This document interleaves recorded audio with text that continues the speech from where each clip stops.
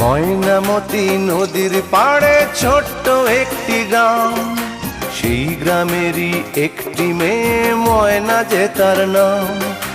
দুরন্ত সেই দুষ্টু মেয়ে থাকতো না যে ঘরে, সারাটি গ্রাম একাই সেজে রাখতো পাগল করে। পাশের গায়ের একটি ছেলে, নাম ছিল তার মতি।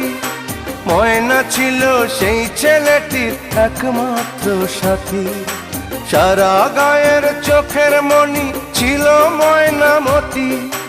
এই গ্রামেতেই ছড়িয়ে আছে ময়নামতির স্মৃতি রে, ময়নামতির স্মৃতি, ময়নামতির স্মৃতি রে, ময়নামতির স্মৃতি।